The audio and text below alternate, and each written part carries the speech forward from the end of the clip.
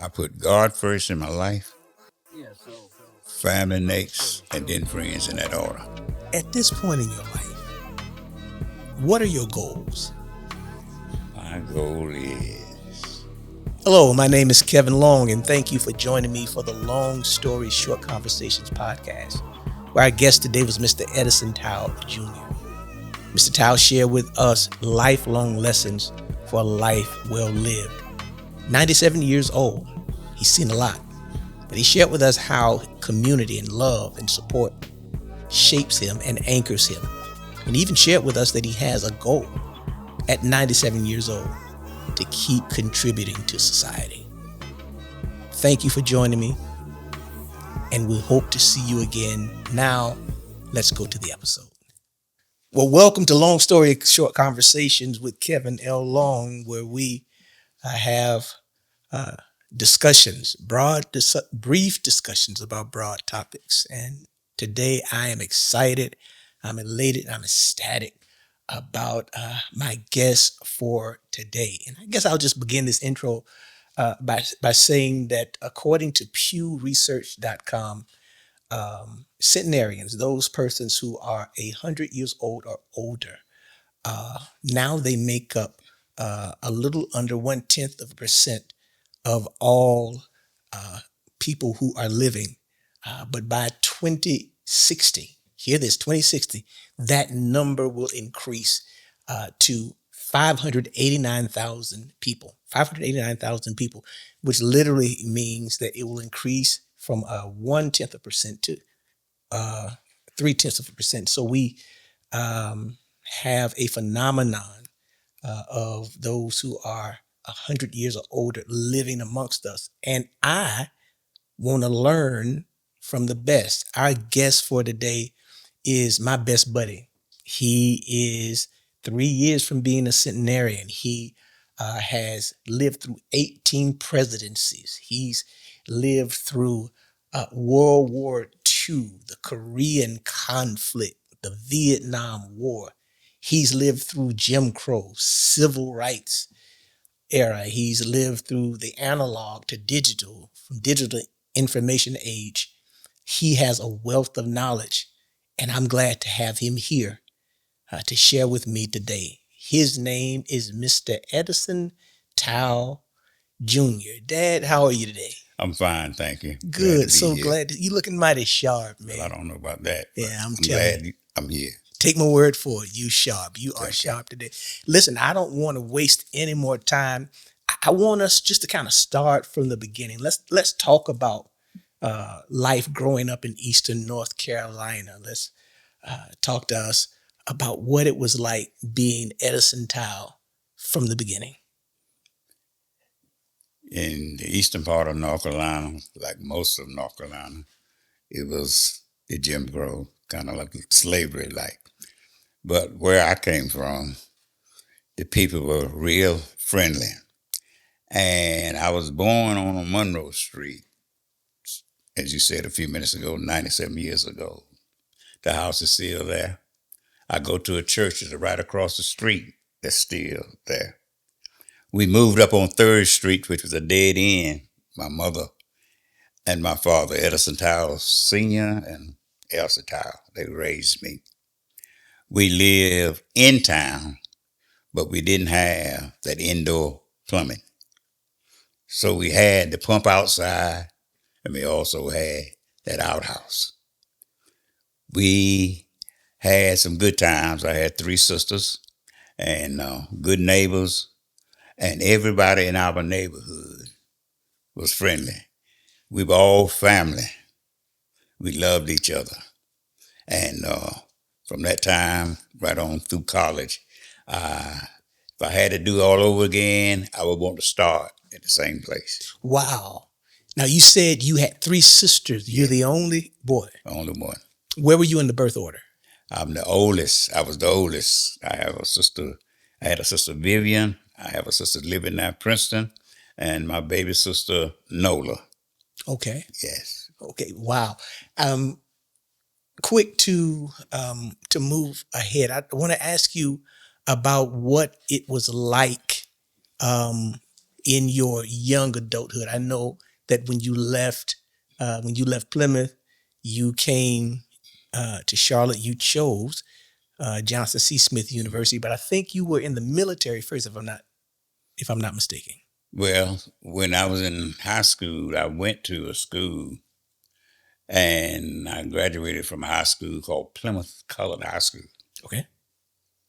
And while I was there, some of the textbooks and things we used already had names in them. Okay. That were written once or twice from the predominant white schools. Okay. We were tickled to death to get them. Okay. And I had a fourth grade teacher who inspired me to become a teacher. Her name was Abby Brandon at that time. When I graduated from high school, she was Abby Johnson. She taught us. She spent money like some of the other teachers did to buy things for us.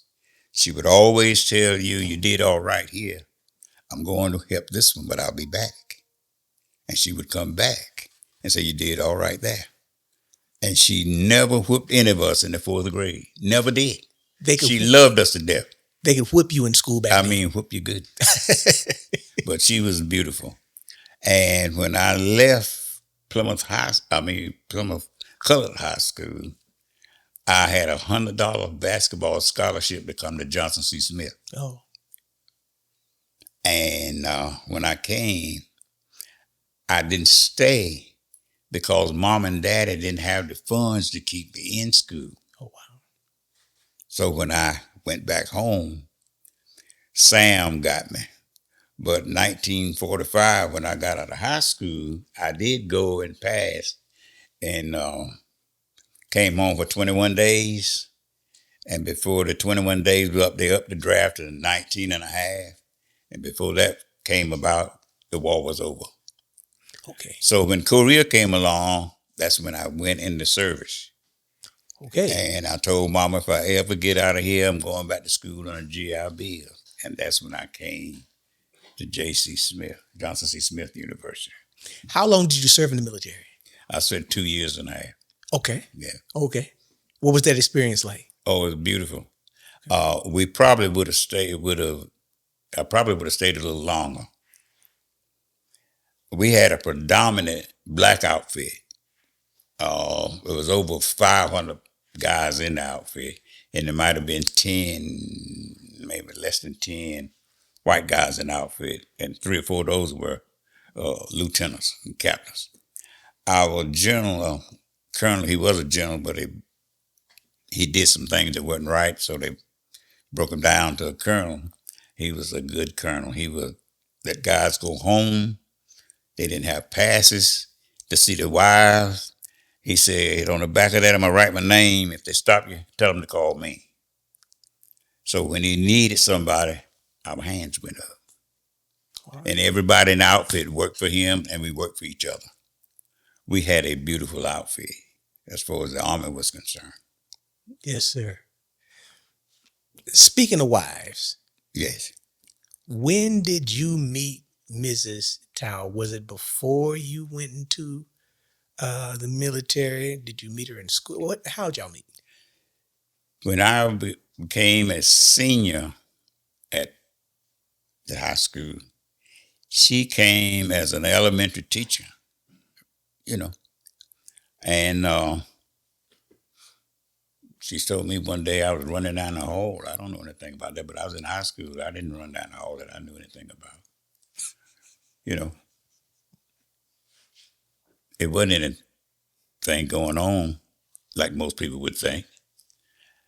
But when I went in service, she lived across the street. I knew her. She knew me. And if you want 3 months, we actually called ourselves dating each other. Okay. 3 months, and we got married. But in that 3 months' time, we put everything on the table. What I had, my bills and everything, and I was going to school. I was going to school then. I had come back to Johnson C. Smith, and I'd been there a semester, and I explained to her Sam was sending me to school. I didn't have any money, all that good stuff.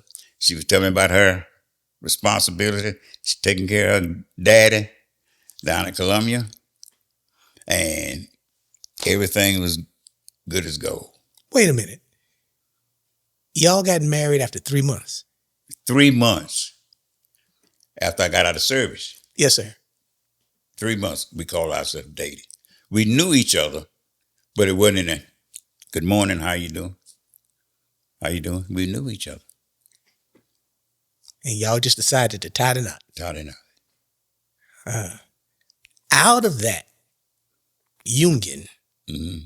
came 3 very fine people, who I had a privilege to meet, and I forced my way into the family as being the 4th Towe. And what's interesting to me is the impact that you've had on all 3. You talked about, and we may talk about a little later, your career in education. And so you have a daughter who's in education. You have a son who is a media executive, and then you have another son who is also on the other side of media, audio. Can you tell me about your relationship with them, fathering and mentoring them? Because one of the things that I want to cover in this conversation is the importance of mentors as fathers and father figures. And you've done a phenomenal job with the my 3 siblings. So can we talk about just your relationship with Edison III, with Mary, and with Herman? Let me just retrogress and go back when I was a child. Okay. My mama and my daddy taught us everybody is somebody. You treat everybody right. I don't know where you had it when you were in school. We used to have a little ruler. On the back of that ruler said, do unto others, you have them to do unto you. But today they do you before they want to do you before they do. Yeah. And they'll get you. Yeah. But this is the philosophy that I grew up with. Neighbors were the same way. They treated you. Everybody was one. They treated you just like their sons and their daughters. I try to use that same yardstick with my kids. I told them when they went to school, look, I'm not one of those bring home A's and bring home B's. I want you to bring home the best you can do. That's all I want. Do the best. I'm going to check on you when you do wrong. Check on you when you do right. I'm going to help you when you do right. And I'm going to try to punish you when you do wrong. And anytime you see daddy, and I tell people that right now, you see daddy doing something that's not right, you come to me, but use the Bible as the yardstick. Now, don't tell me aunt said it or grandpa said it. I want you to show me in the Bible. I think you know this better than I do. I think it's Proverbs 22:6. Train up a child in the way he should go. And when he's old, he won't depart from it. Yeah. So it's 2 parts to that. You got a first part where you got to motivate him. You got to teach him. You got to instruct him. And you got to demonstrate same. I was a babysitter person. What do you mean? When we had invitations to go out to certain activities, where's the babysitter? Who's the babysitter? My wife sometimes said, they're old enough to sit by themselves. I said, they might be old enough for you. I said, you can drive or you can ride, but daddy's going to be here with these babies. And I did that. Yes, sir. And they'll tell you sometimes she would take long trips with the NAACP and some other people going through. Daddy would be there. Not trying to show off, but my daddy wasn't there all the time because he was the breadwinner. But when he had a chance to be with us, he was there. Mama was always there. She would always explain to us when we want to talk to her about things. And I try to be that way with mine. Come to me and talk. I had one to tell me not so long ago, he was afraid of me. I said, I didn't think I raised you that way. But he knew that I loved him. And I loved them all. And they can talk to me about anything. My daughter, in particular, we were on a trip one day, and she had mentioned something to my wife that she didn't say to me when we were riding out. And I caught her one day. I said, hey, baby, you let me down? She said, what? She said, I thought that was lady talk. I said, I'm daddy. We talk about anything, and that's the way it is. So I want to be there for them. And right now, with what I'm saying, I don't feel good, don't get in the road. If I say I don't feel good, I say don't get in the road. We check on each other, and we'll be there for each other. So in the 50s and 60s, you chose to be a present father.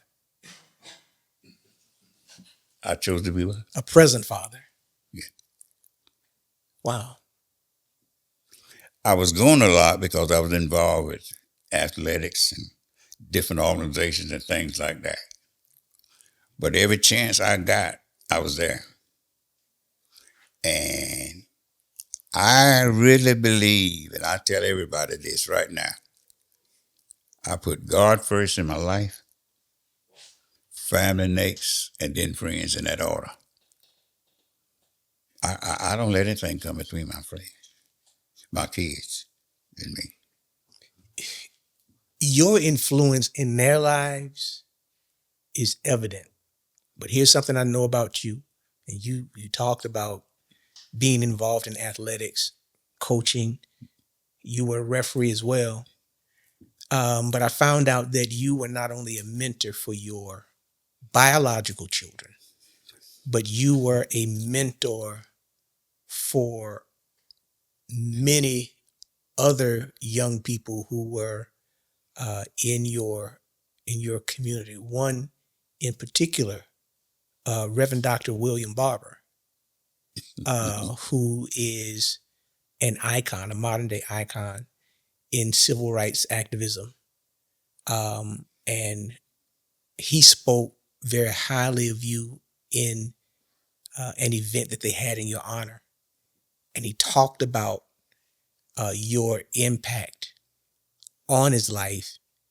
And he talked about how your presence in his life helped shape him philosophically, helped shape him theologically, etc. And one of the things he said was, in his comments, he talked about the etymology of your last name, Towe.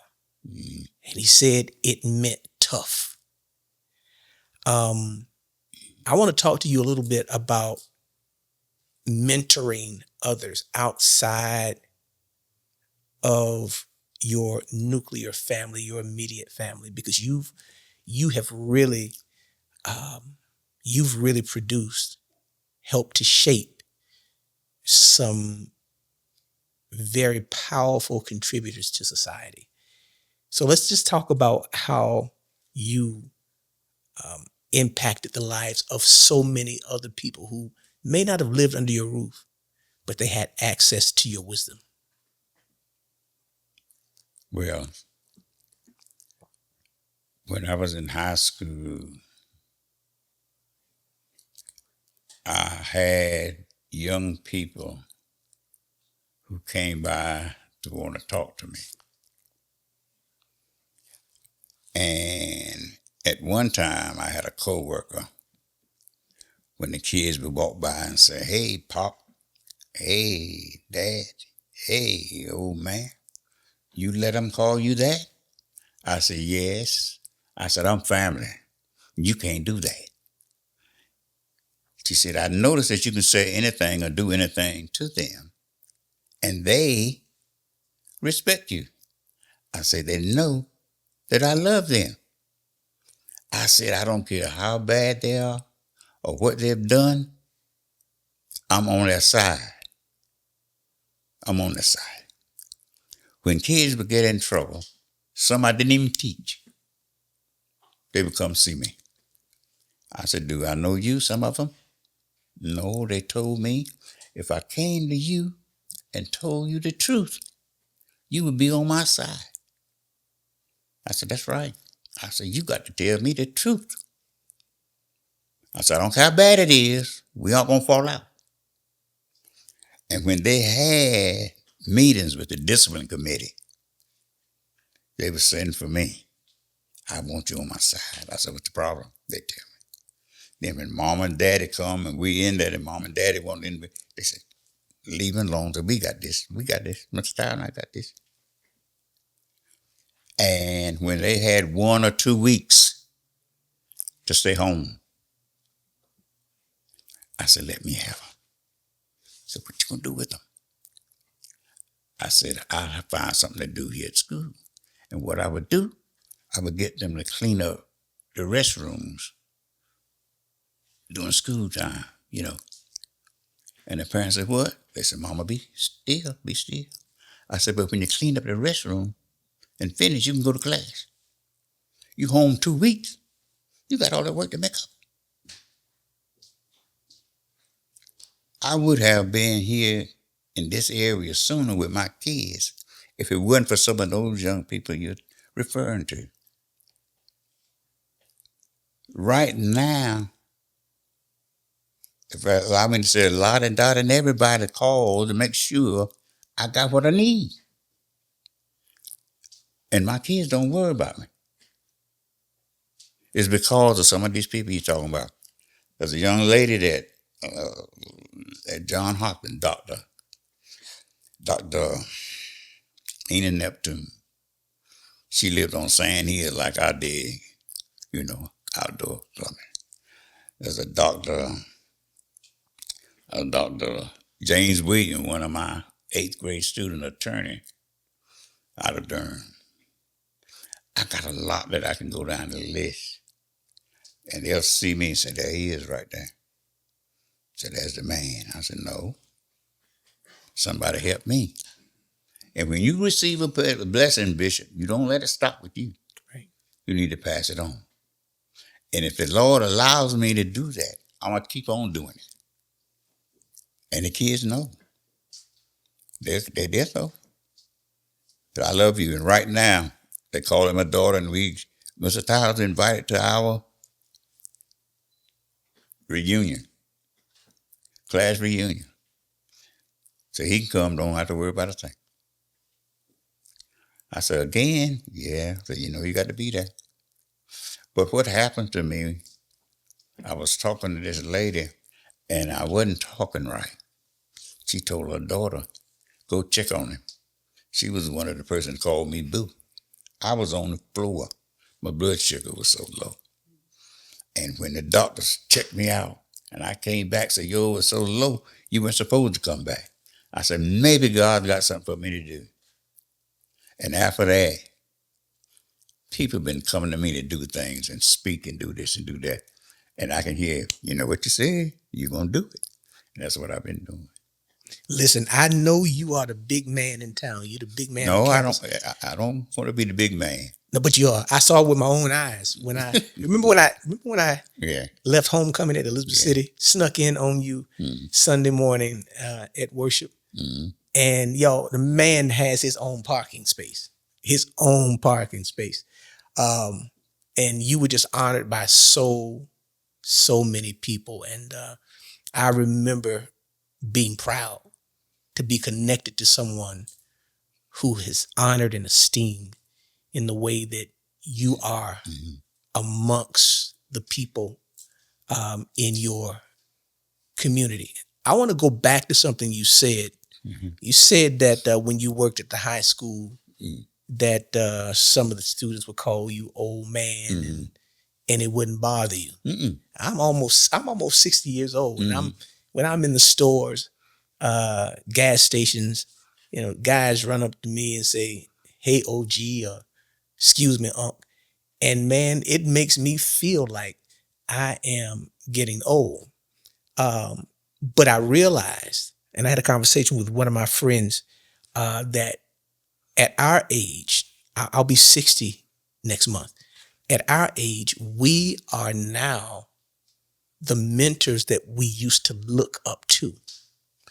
And when we had that conversation, my mind immediately went to you, simply because, number one,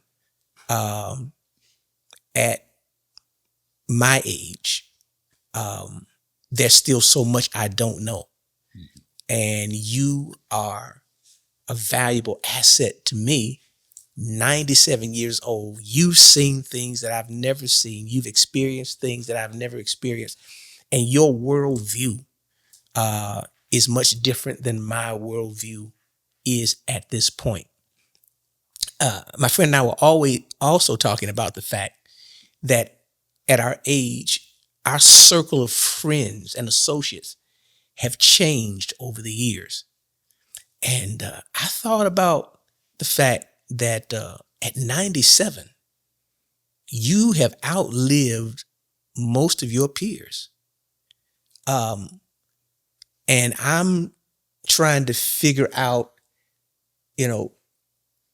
how have you gone about creating and finding supportive social circles, since there are not very many centenarians who are on the earth today? Like, how have you been able to develop relationships? How have relationships shifted? I'll say this, and I know because I know that the relationship that you have with your children now has taken on a different kind of appearance, if you will, a different nature. At one point, you were their father raising children. Now you've raised them to be responsible human beings, and they are, in essence, your friends now. You can rely on them. You can depend on them. Yet there's still other relationships that you have that I know of. So how have you gone about just kind of moving throughout life, creating these social and supportive groups to help you through life? Well, I have two things that stand out with me that I've grown up with. You and I would have problems because of information and communication. You probably heard that before. And the other thing is values and priorities. And I've said something before that anytime you see me doing something wrong, I don't care how old I am, you come talk to me. Don't holler at me out there among 10 or 15 folk. Call me to the side. I was the same way in the classroom. If I had somebody acting up a little bit, you and I got to have a little talk. I wouldn't jump all over that person because they're going to fight back. They got friends in there. They got to show up. You see? And the thing about it is, you got to, not only, you in the pulpit got to talk the talk, and you got to go out there and walk that walk. You got to practice what you preach. Now, I'm going to tell my kids, don't drink that Budweiser. And I got one in my hand. The song way back, give me that old time religion. Yes, sir. Good enough for mom and papa, good enough for me. And they might think the same thing. Yes, sir. So I don't do that. I don't smoke because my daddy said, if I catch you smoking or drinking, I'm going to kill you. And I knew he would do it. But the thing about it is, you got to, with these young people, you can't, when your people told you something, you did it. But now you can talk it, but you got to demonstrate it. Yeah. That's how you get along with them. Wow. And then when they come to you and say, Pop, You told me one thing, but you're doing something else. When did I do that? I don't remember, but if you said so, I did it. Come on. Well, I got somebody else there, and we'll work it out. And we don't fuss and fight about it, but we get it straight. Okay. You're so sharp. You're so witty. You're so relevant. You're so relatable. And as I think about our relationship and how it has formed and how it has grown, I am not only honored to know you, but blessed to have a friendship, which I think many people wouldn't think that people who have a 37-year age gap would consider each other mutually as friends. I think you were surprised when you walked in and the usher brought you to my seat. And you looked at me and you went to shake your hand. I grabbed and hugged you. You did. I put a bear hug on you right there. You did. I do it all the time. My kids surprised me. And they were honoring me and they came. And I didn't know they were back there. And they came down and I grabbed all of them. They're supposed to, you all love each other. Yeah. Yeah, we love each other. You got, as I said before, you can talk it, but you got to walk it. And you'd be surprised who's watching you. So you got to demonstrate, same. And I try to do that. You've done a great job. And it is evident that others who have a similar age gap view you in the same way that I view you. Going back to that day that I snuck in on you at church. After church was over, we went to the restaurant. Restaurant, yeah. Restaurant is called Trump's, y'all. Has nothing to do with Donald Trump. In any event, we went to Trump's. And I remember when we were going to our car, a young lady asked you if you were going to ride with her or if you were going to ride with someone else. And later on, I found out that young lady was the daughter of your friend, right? Who had transitioned. She was the one that got me off the floor. Oh, she was. Okay. She was the one. Okay. Well, I'm gonna ask you this. So after having been widowed for a while, you back in the dating pool, and you found somebody else. Talk to me a little bit about that whole experience. Well, my wife and I was married for 60 years. 60. And she's been gone 11 years. So, the lady that you're talking about lost her husband before my wife passed. And she was right there with him the whole time. When my wife was sick, I was with her the whole time. 2-3 years later, she needed a ride home. I said, I take her. So I took her home. We went a long way for some reason. And we started talking. And that's how it started. We would go to church. We'd go out to eat. We'd go to shopping together. And people said, when are y'all going to get married? I said, well, what? What are you getting married for? We never did. One day we was in Walmart and I saw a set of rings. I said, you like those? She said, yeah, they look nice.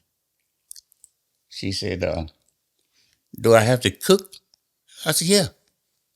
Don't worry about the rings. I wasn't saying anything about her getting married, but she just assumed that I was going to ask her. But we went on for that. Yeah. And she was real nice. And my kids met her. They liked her. And the young lady had some kids and grandkids. They love me to death. They'll call me. Don't you want for anything? We got your back. Uncles and aunts, they call me. Say, you were nice to my sister. You're nice to my mother. We're going to look out for you. And I thank God for all of that. So you were steadily just building community as life went on. Yeah. Like I told her, I said, look, God looked down here. He saw that you read the fine print, for better or for worse. He saw that I did, for better or for worse. And he said, those people try to do what's right. So I'm going to give them a little heaven on earth. And we had it for a little while. I love it. So the thrust of this show is lifelong lessons for a life worth living. And you embody that whole concept. The life that you've lived is full of lessons, full of experiences, full of, I'm sure, trials and tribulations, but triumphs and wins as well. I want to ask you two questions. Being that you were born in 1927. December 27. How have you remained virtually stable in an unstable world? Like you've seen a lot of changes. A lot of changes. I talked earlier about the wars that you saw, the eras, the societal eras that you've seen. But in the vernacular of this modern day, you've just remained solid. And I'm sure you've grown and you've changed, but at your core, you have remained the same. What has helped you to remain Edison Towe Jr. all these years? I'm glad you mentioned Edison.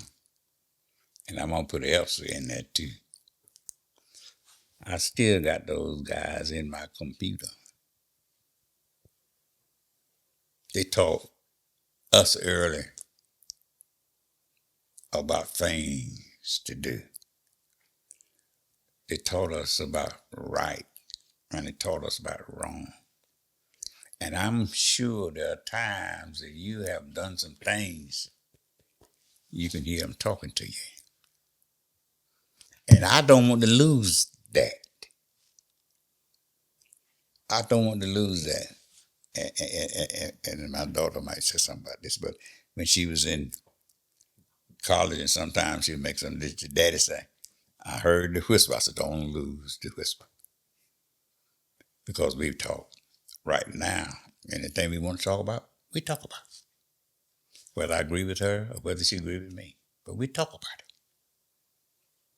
And we would come up here when all of us were together and start talking and having fun, blah, blah, blah. First thing she would holler, that's not scripture. We shut right up. Because she knew she had the word for us. But it was all in fun at that time. Yes, sir. But we try to back each other and do everything that's right. I got that from my fourth grade teacher. That same lady, I worked with her for 10 years. Came back and worked with her 10 years. When I came to college the first time, she gave me 50 cents in that car. Gave me 50 cents. That's when I had to come back home and didn't have the money. And she was always there with me. When I had trouble, when I first came back, I worked 2 years at Elizabethtown. I came home. When I had trouble with a lesson plan or something wasn't working right, I'd run around at her. She said, baby, you can always come to me. When she retired, she wrote a speech I want you to give you. I said, me? Yeah, you. She was always there for me and ended up living across the street from me. She was just like a mother. I had a whole lot of people who helped me. When I got married and came back to Smith, I had people who knew me. I'm married, sending me $2, $3. And speaking about age, there were 19 people in my class in 1945. 6 boys, 13 girls. A young lady named Geneva McNair was the valedictorian. I was the salutator. All of those people are gone. I got one co-worker that I worked with at 4th Street School that's still living, that I know about. I'm the oldest member in my church. And I get around and try to support people. I tell people at home, I got 2 pastors, my pastor and another guy that was one of my former students. When he's preaching, I try to be there when I can. And he's still a member of Spring Green. But what I'm trying to say is that you got to show it and you got to do it. And the lady that you were talking about, I respected her as a lady. I respect her as a lady. And the people say, you need to teach a class of these men here at church. They don't treat ladies like you do. You got to open the door for them.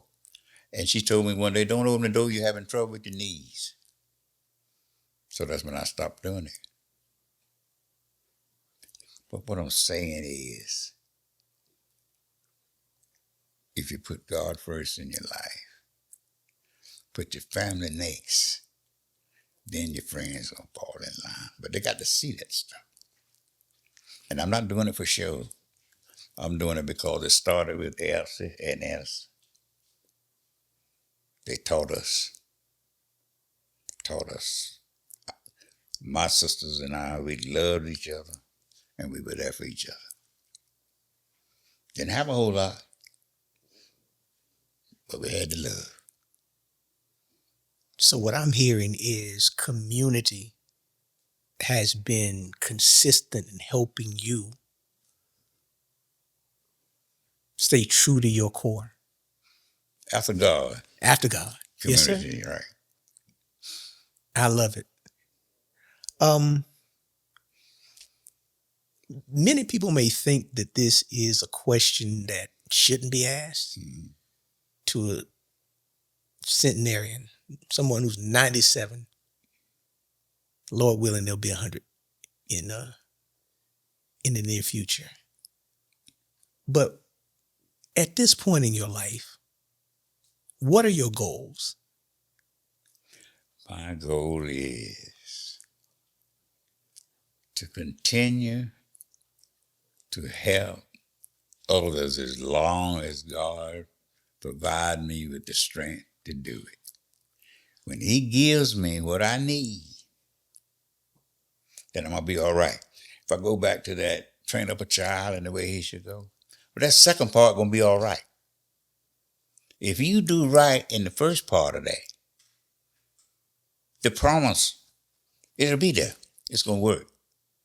So if He gives me what I need to help you and others, I'm in trouble when I don't use it. Sometimes we get things and we let things start with us. I worked football game right here in Charlotte, the Shrine Bowl game. Made 2 trips from Plymouth.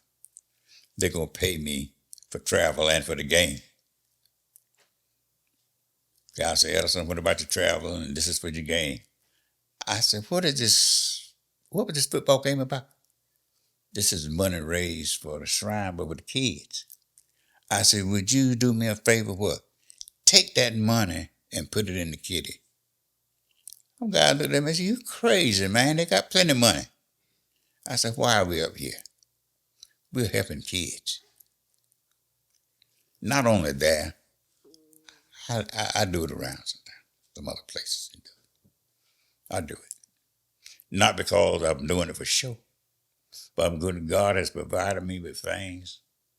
How many people you know can get in a vehicle and drive 5 hours or 5 hours and a half, no problems, on the highway in this day and time, running 70, 75, and sometime with 80, you know, and still feel good about the trip. I called my car Pearl. I said, Pearl, we getting ready to go. I said, Lord, we getting ready to go. Take care of us. I said, you the driver, I'm the co-pilot. You the pilot, I'm the co-pilot. That's how we make it. When you put him first, you in good shape. The trouble is we're going to put him on the back burner. Okay. So for those who are watching, this ain't a hypothetical example. My best buddy, whenever he so chooses, gets in his car, drives from Plymouth, North Carolina for 5 hours to Charlotte to be with the people that he loves. Dad, yes, sir. I'm coming back the second Sunday because she's preaching. Yes, sir. And we support each other because you won't be there. And then the next Sunday, they're having family reunion. But anyway, I'll be back if the Lord says so.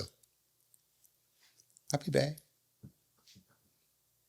Sir, thank you so much for this time that we've had to share. I appreciate you giving us access to you. Let me say to you, Happy Father's Day. Thank you. And if, yes, sir.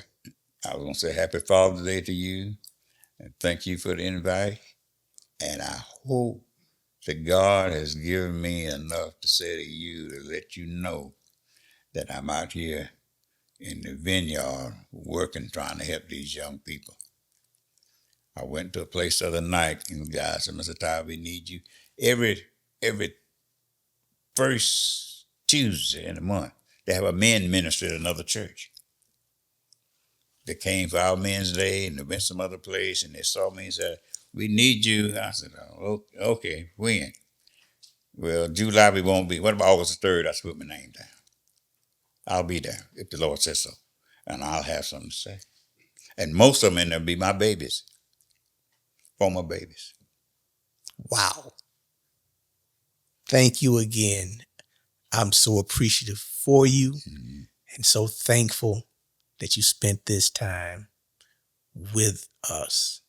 I'm Kevin Long. This is Long Stories and Short Conversations, lifelong lessons for life well lived. You have heard from the best today. Thank you for joining us.